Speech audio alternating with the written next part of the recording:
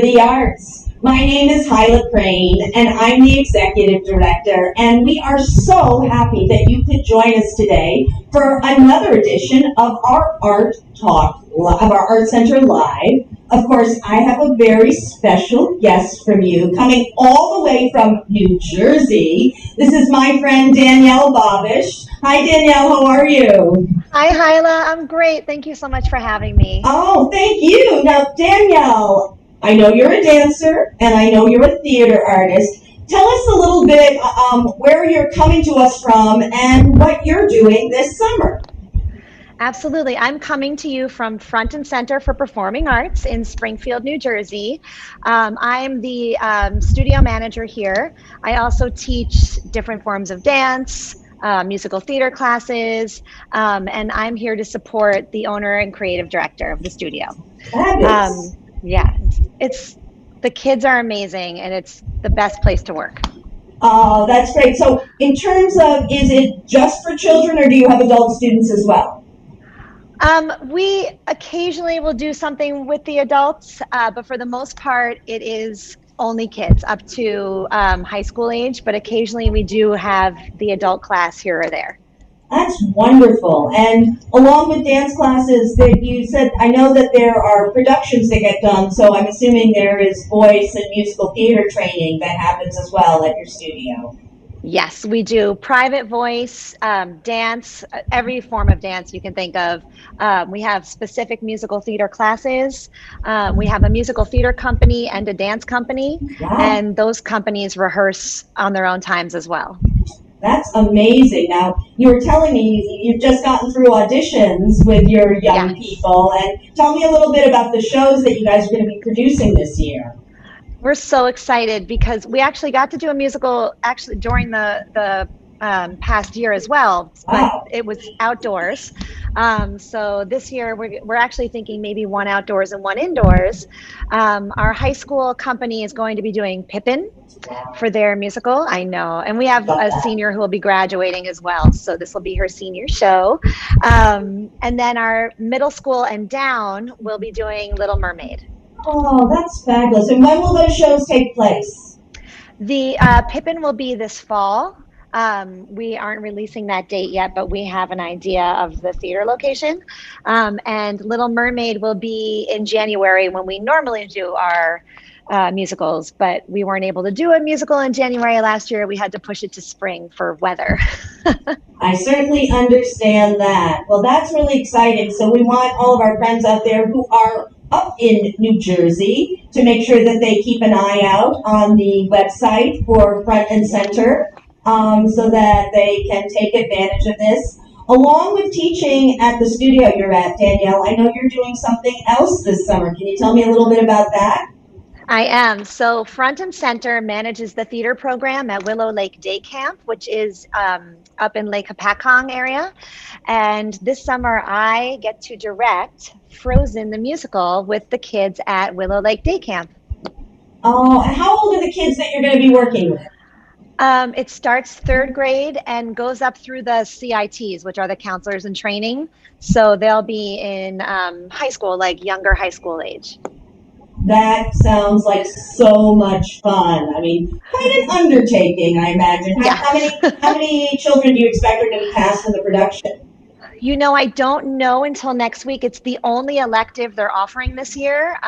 They pulled back a little bit on the COVID strict schedule to allow theater to be a choice and not a mandatory thing. So I'm still doing theater games and songs with the younger kids.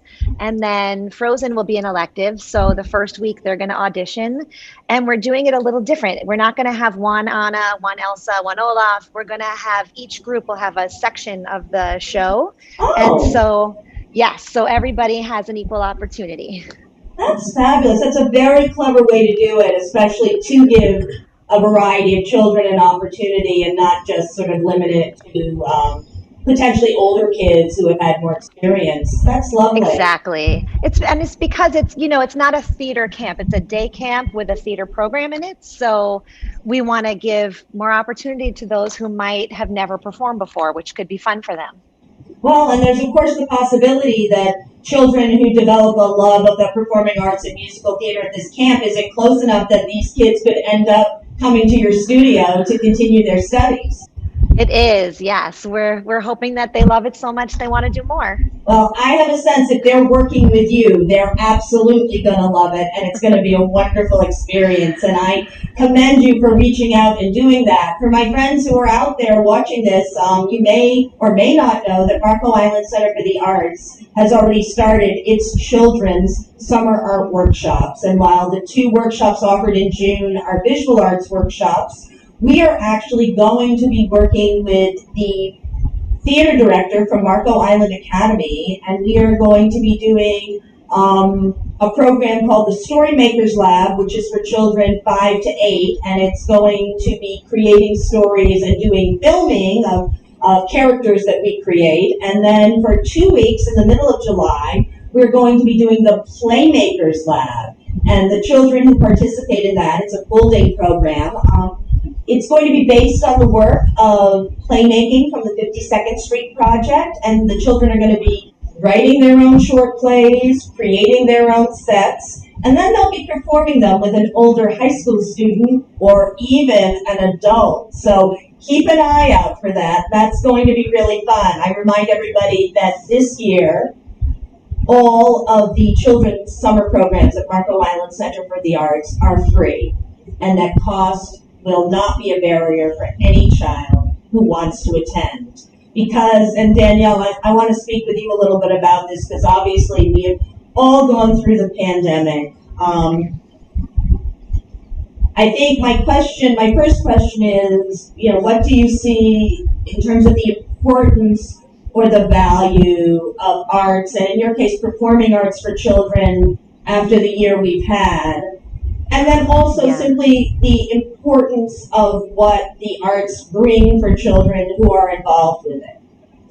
Absolutely. I mean, especially when we first put our programs up online when we were in lockdown, I can say that this was the most social interaction some of these children had, especially those younger ones who don't have the technology to talk to their friends all the time. At the end of dance classes and showtime classes, we would actually unmute the kids and let them talk to each other, which was the most amazing thing ever. You'd see a little kid go, "Is that my friend? Can I say hi?" And it was the best. So we would kind of just leave the end of class for them to get to interact. But what I have seen is that the arts bring so much confidence in so many different ways. These young children have just, it takes them out of their shells. It shows them that they're capable of doing so many things and connecting in so many ways. And for some kids who may feel different, or like they're not being included somewhere, I think it gives them an oasis and a place where they feel welcome, because in the arts, every child is welcome. And I think it's so important, and it carries through in everything they do in life. You don't have to go into the arts as a profession to have kept something with you that you'll use. It applies to everything you do in life. I agree, and I think it brings a sense of teamwork to kids who may not find that a team sport is what they want to do. It does promote creativity, cognitive thinking, decision making, which, as you said, are going to help you in school and in life. So the value is really there, and it's really meaningful whether your child chooses to be in one play as a hobby or an avocation, or whether it's a child who says, this is what I want to do for the rest of my life. Now, Danielle, how did you arrive at what you're doing now? What was your training and background so that you are now teaching? I mean, I started dance when I was two and a half. Wow. I know, in a community program. My mom put me into a community program, and I took ballet with Miss Pat. And then I continued to study, and then did community theater through high school, and did my high school shows. There wasn't as much to do as there is now, and not as many programs when I was young as there are now, but I did decide that I wanted to pursue this as a career, and applied to certain programs. And I actually studied at the Hart School of Music at the University of Hartford. Yeah. I was a musical theater major with an emphasis in directing. So I got some of the best training, and it's fun because I've gotten to see some of my professors go back to Broadway and do things. I made so many amazing vocal connections through school that I kept through the city when I was living there and performing. And it just, I mean, the contacts you make in college, you just never know how they're going to help you through the next stage of your life. But I'm so grateful for those people who I got to work with at the Hart School at the time, because you look at who they are, and I was lucky they were my teachers. I was really grateful. So I know that you teach. Do you still perform? I do on a rare occasion. I have friends who have a band, and they occasionally I sing with them, mostly background, a little bit of a lead vocal every once in a while. And my husband and I, he's a former Broadway performer, we performed for the first time together at our fundraiser here a couple of years ago when we did Cats. We did a fundraiser for the musical, and we were talked into singing together. But you never know. I may start auditioning again one day. It's always there. That's the best thing about the arts. It never leaves you. You can always go back. That is wonderful and amazing. And let me tell you, if you and your husband find yourself down here on Marco Island, I will book you to perform, or we'll throw a fundraiser and bring you in as our talent. We would be honored. So with all of the work, with your training, with the work that you've done, who or what has been a major influence on you in choosing this as the career, as the life that you want to follow, or who continues to inspire you as you work every day? Well, definitely the people who inspire me as I continue to work every day are definitely my students. Even when I'm so tired and think, oh my gosh, I've got 2 more hip hop classes to teach today, whatever it is, those kids walk in the door and I immediately am recharged. They're so wonderful, and there's nothing better than, just recently I was at a graduation party and the kids were like, oh, you're going to direct at Willow Lake? They're going to love you. Who doesn't love Miss Danielle? And it means so much. So they definitely inspire me every day. My inspiration for performance comes from 2 different artists. The first person who I wanted to be more than anything was Bernadette Peters. Is it the curly hair? I don't know. She was amazing to me from the time I was a little girl, seeing her in Annie as Lily St. Regis, and just seeing where her career went.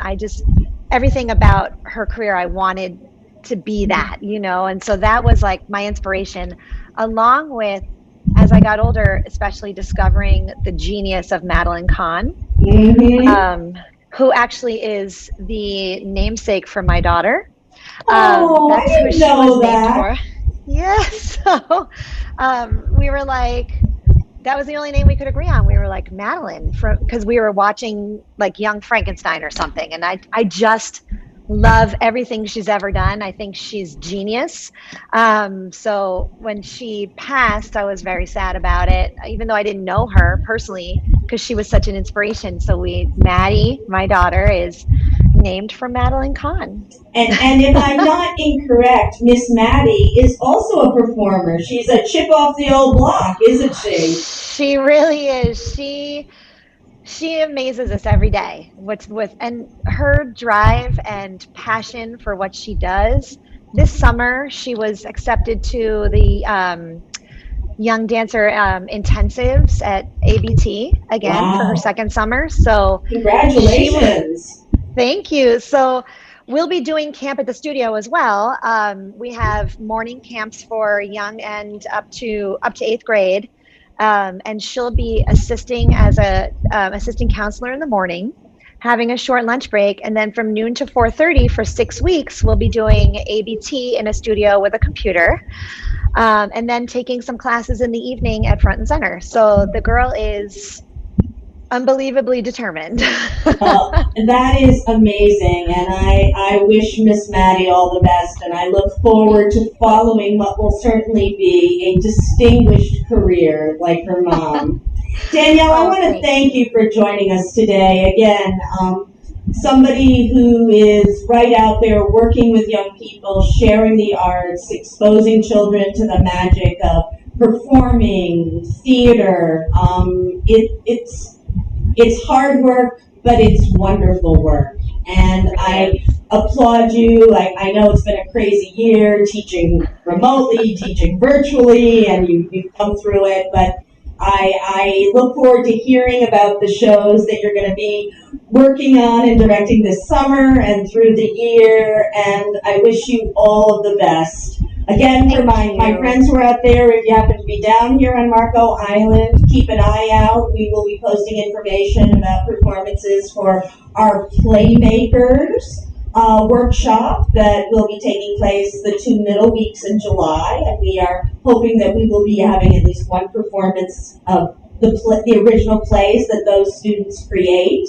A little bit about what's going on here at the Marco Island Center for the Arts. If you have not seen Out of the Ordinary, which is the present exhibition in our main gallery, it's the work of Arts Quilters Unlimited. These are modern quilters, textile artists. It is a spectacular exhibition.